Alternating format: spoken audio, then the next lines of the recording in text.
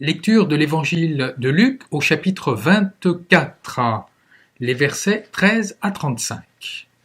Le même jour où Jésus a été ressuscité, 2 disciples faisaient route vers un village appelé Emmaüs, à 2 heures de marche de Jérusalem, et ils parlaient entre eux de tout ce qui s'était passé. Or, tandis qu'ils s'entretenaient et s'interrogeaient, Jésus lui-même s'approcha, et il marchait avec eux. Mais leurs yeux étaient empêchés de le reconnaître. Jésus leur dit : « De quoi discutez-vous en marchant ? » Alors, ils s'arrêtèrent tout tristes.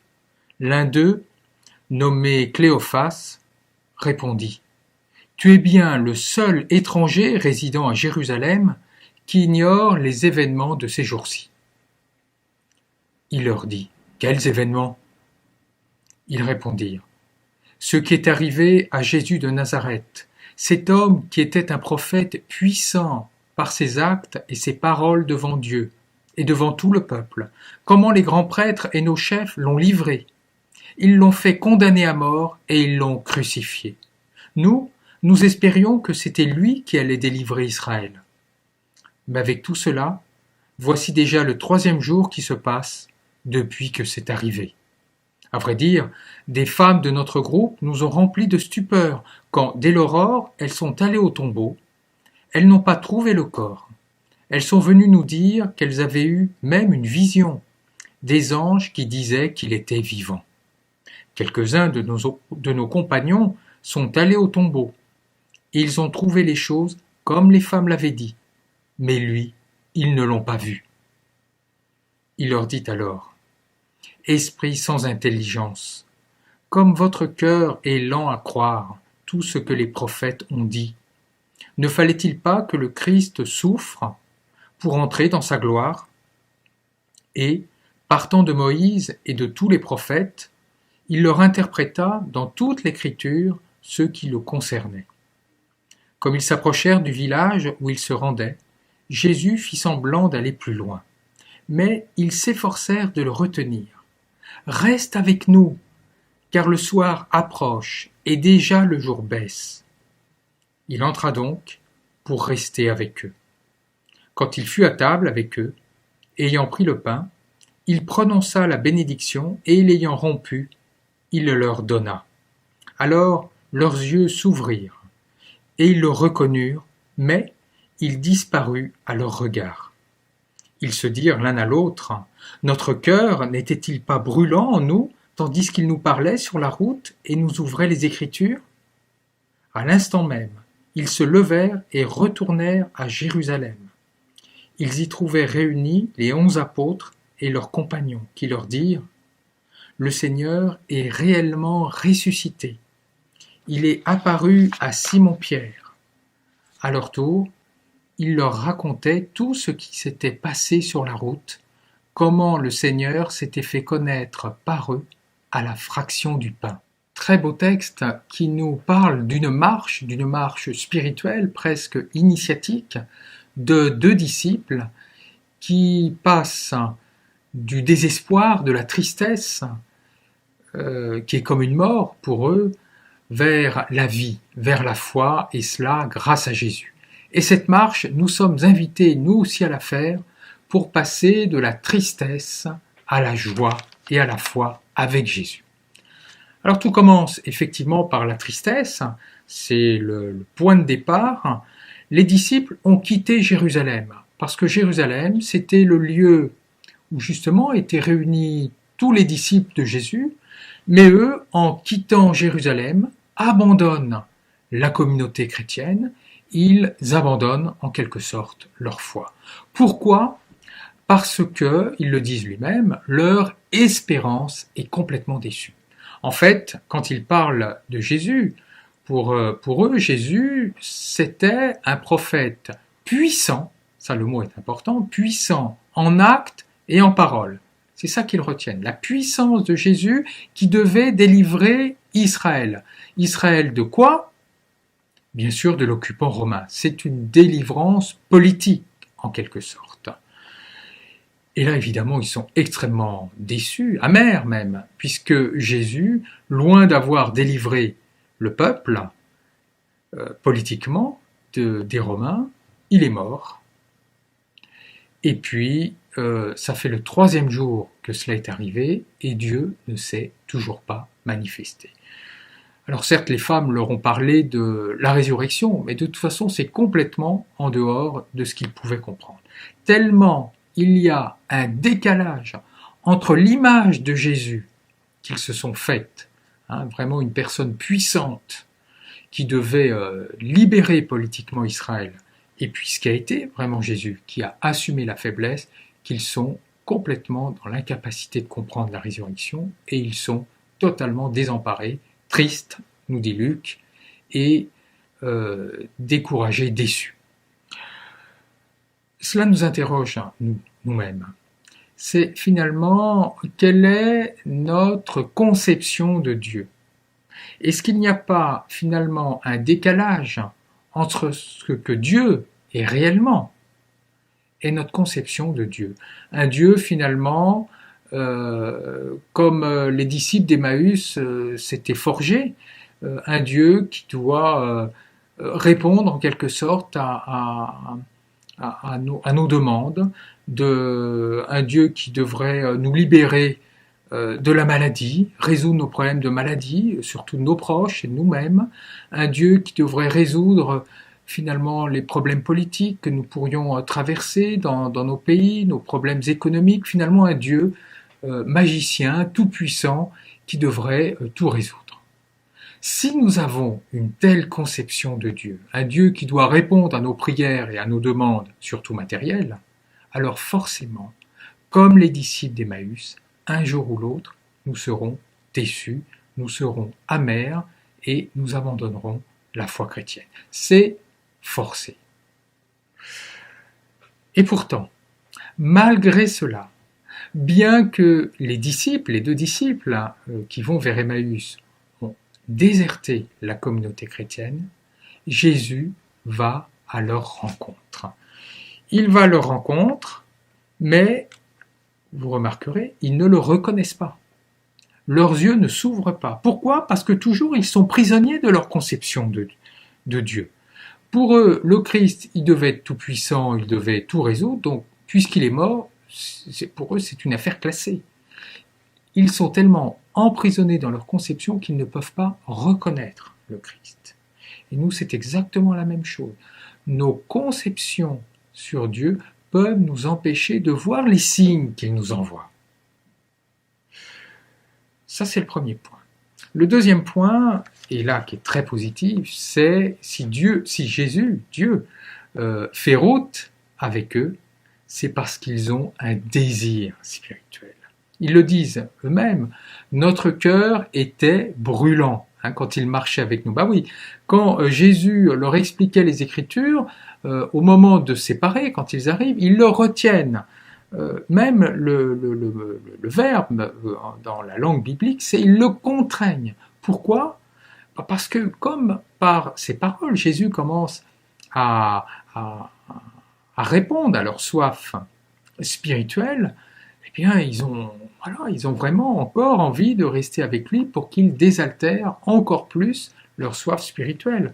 Comme si, après une longue marche sous le soleil, je rentre chez moi, et puis ma compagne me donne un verre d'eau, eh bien je vais avoir encore envie d'un 2e et d'un 3e verre d'eau, parce que ce premier verre va commencer à désaltérer ma soif, mais pas totalement. Et bien là, c'est exactement pareil. Là, Jésus a commencé à désaltérer leur soif spirituelle, leur cœur a vraiment soif spirituellement, donc ils le retiennent pour encore être désaltérés davantage. Et ça nous interroge nous-mêmes sur notre soif spirituelle. Que représente pour nous la spiritualité? Que représente pour nous la soif spirituelle? Est-ce que nous avons vraiment soif de Dieu? Vraiment soif comme si nous avions marché un long moment sous le soleil en été. Plus nous aurons soif de Dieu, plus Dieu désaltérera notre soif spirituelle? En fait, c'est ça qu'il faut interroger. Est-ce que j'ai faim de Dieu? Est-ce que j'ai soif de Dieu? Ouvre ta bouche, nous dit le psalmiste, et je l'emplirai. Est-ce que nous avons soif de Dieu? Quelle est notre soif principale, finalement, dans nos existences? C'est donc une première idée que nous pourrions retenir. Si nous avons la conception d'un Dieu magicien tout-puissant qui doit répondre à nos demandes, forcément nous serons déçus. Mais malgré tout, Dieu continuera à faire route avec nous et à nous accompagner pour peu que nous ayons désir spirituel. Alors comment Jésus va les faire passer, ses disciples, nous faire passer de la tristesse à la joie, à la foi? Comment il va ouvrir les yeux de ses disciples? D'abord, il les écoute. Jésus, quand il fait route avec eux, va pas dire « mais c'est moi, reconnaissez-moi, secouez-vous ». Non, il leur dit « mais qu'est-ce qui vous arrive? De quoi vous parlez? Finalement, pourquoi est-ce que vous êtes triste ?» Et c'est bien cela, Dieu n'est pas un Dieu castrateur qui nous empêcherait d'exprimer nos émotions, d'avoir des émotions, même si elles sont tristes, même quelles que soient finalement nos émotions. Au contraire, il nous invite à les exprimer. Et si nous ouvrons le livre des psaumes, nous verrons combien ces prières humaines adressées à Dieu expriment des émotions parfois de tristesse, de colère, de désespoir. Donc Dieu accueille nos émotions, accueille notre tristesse. C'est la première chose. Le deuxième point, Jésus, ouvrir les Écritures. Il va expliquer ce qui le concerne. Ça, c'est très intéressant. Jésus ne va pas faire une exégèse, une simple explication de texte. Ça n'aurait pas beaucoup d'intérêt. Il va, en quelque sorte, actualiser les Écritures, puisque ses disciples, les disciples d'Emmaüs, sont désespérés du fait de la mort de Jésus qu'ils ne comprennent pas. Eh bien, il va expliquer les Écritures à partir comme clé de lecture, à partir de sa mort et de sa résurrection. C'est-à-dire qu'il prend les Écritures, les prophètes et la loi, c'est-à-dire ce que nous appelons l'Ancien Testament, pour l'actualiser en fonction de ce que vivent ces deux disciples, en fonction de la tristesse finalement, de la crise spirituelle qu'ils traversent du fait de la mort de Jésus. C'est un point important. Les Écritures, elles sont faites, quand nous les ouvrons, pour nous parler aujourd'hui. Toujours dans l'ouverture des Écritures, le Christ dit « il fallait que le Christ, justement, souffre avant d'entrer dans sa gloire ». Pourquoi il fallait? Deux conceptions. La première, c'est, les hommes ont tellement péché, Dieu est tellement en colère, que Dieu avait une soif de vengeance, en quelque sorte, de satisfaction, et qu'il fallait que son Fils souffre pour assouvir la soif de vengeance de Dieu. Ça, c'est la première compréhension qui est absolument à bannir. Dieu n'est pas un Dieu sadique, sinon le paradis serait un véritable enfer avec lui. Il fallait y avoir une deuxième compréhension qui me semble la plus juste, partagée par beaucoup de théologiens et d'exégètes, c'est finalement pour que Jésus accomplisse sa mission jusqu'au bout, il y avait un risque qu'il soit mal accueilli et même qu'il subisse des persécutions et de la mort, et que donc s'il voulait aller jusqu'au bout de sa mission, il fallait qu'il prenne le risque de mourir. Et c'est ce qu'il a fait. Un petit peu comme toute proportion gardée, comme des médecins qui soignent des malades contagieux, malgré toutes les précautions qu'ils prennent, s'ils veulent les soigner jusqu'au bout, il faut qu'ils prennent des risques, entre guillemets. Et bien là, c'est un peu ça. Vraiment, si Jésus voulait accomplir sa mission d'amour à fond, jusqu'au bout, il fallait qu'il prenne le risque de mourir et de rencontrer des oppositions. c'est l'ouverture des Écritures. Donc ça, c'est vraiment le deuxième point. D'abord, il écoute Jésus, ses disciples, il écoute exprimer leurs émotions, leur tristesse, leur désespoir. Il leur ouvre les Écritures. Et puis, troisième point, il rompt le pain. Il le bénit, il le rompt, il le distribue, j'oublie un terme, il prend le pain, il le bénit, il le rompt et il le distribue. C'est une scène, c'est une Eucharistie. C'est vraiment aussi le point d'orgue, en quelque sorte, qui va permettre aux disciples de le reconnaître. Il n'y a pas de sainte scène d'Eucharistie sans explication, sans ouverture de la Bible et sans explication de la Bible, mais il n'y a pas non plus de Bible, d'ouverture de la Bible, sans Eucharistie, sans Sainte Seine. C'est vraiment les deux pôles spirituels du culte, en quelque sorte, qui a été célébré avec ses deux disciples et le Christ. L'un et l'autre sont complémentaires. L'ouverture de la Bible, la prédication, l'homélie, finalement, s'adresse à notre intelligence, à nos oreilles aussi. Mais la scène, l'Eucharistie, est tout à fait complémentaire parce qu'elle s'adresse aux autres sens, à notre toucher, à notre goût, notamment, à notre soif de symboles. Finalement, Dieu s'adresse à nous de manière globale, par nos sens, à nos sens et aussi à notre intellect. Alors certes, le confinement nous empêche de participer pleinement, nous empêche même de participer à la scène, de participer à l'Eucharistie, mais vivons ce temps finalement comme deux amoureux qui depuis longtemps sont ensemble, et puis ils risquent de vivre de manière machinale des gestes pourtant si profonds comme le fait de se tenir par la main, le fait de se faire la bise, le soir en rentrant chacun de leur travail. Eh bien, après une longue séparation, tous ces gestes, se prendre par la main, se faire la bise, prennent une très grande profondeur, une très grande intensité. Eh bien, quand nous communierons à nouveau, nous pourrons vivre cela de manière beaucoup plus intense.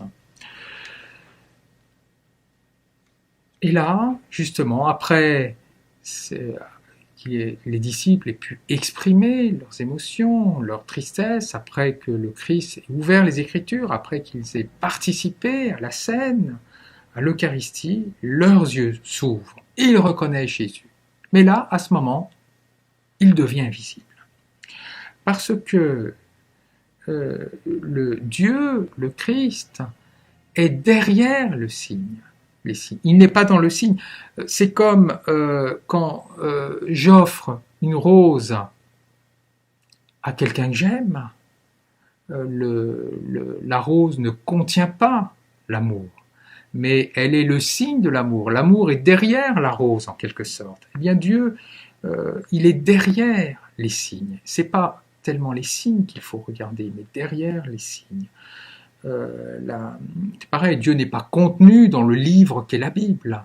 Il n'est pas contenu dans le pain et le vin. Ce sont des canaux, en quelque sorte. Donc ça, c'est un point important, vraiment de prendre conscience que les signes que Dieu nous envoie, qu'il nous envoie, et quels sont les signes, on peut se demander, que Dieu nous envoie, à travers aussi la scène, à travers l'ouverture des Écritures, il se révèle. Le Dieu invisible se révèle par des signes visibles. Dernier point, et je terminerai là, une fois que les disciples ont reconnu le Christ, qu'il leur est devenu invisible, eh bien ils vont vite retourner dans la communauté chrétienne à Jérusalem. Et là, qu'est-ce qui se passe? Les apôtres proclament la résurrection du Christ, et les disciples ensuite vont partager leur expérience spirituelle. C'est intéressant, c'est que les apôtres ne vont pas de manière doctement, de manière unilatérale, dire voilà, c'est comme ça, le Christ est ressuscité, il est apparu à Pierre, et puis c'est tout. Non, il y a un échange entre les disciples. Et l'Église, c'est exactement ça. Il y a des échanges entre nous, des échanges spirituels. Il n'y a pas les autorités spirituelles qui donneraient le savoir et puis le peuple qui hocherait gentiment de la tête. Non, il y a, ce qui ne veut pas dire qu'il n'y a pas des ministères de certains, qu'il n'y a pas une autorité, c'est pas cela, mais il y a vraiment des échanges les uns avec les autres qui nourrissent notre foi. Et je pense vraiment, après le confinement, que nous serons appelés à intensifier ces lieux d'échange spirituel pour nous nourrir les uns les autres spirituellement. C'est la deuxième idée. Le Dieu invisible se manifeste par des signes et notamment par l'ouverture des Écritures et aussi par la scène, par l'Eucharistie. Alors retenons simplement les deux idées principales de ce texte. 1. Si nous avons une conception d'un Dieu tout-puissant, magicien, qui doit répondre à nos demandes, nous serons déçus. Même si Dieu ne nous abandonnera pas, il continuera à nous accompagner. Et la deuxième idée, Dieu se manifeste notamment par des signes, par l'ouverture des Écritures et par la scène.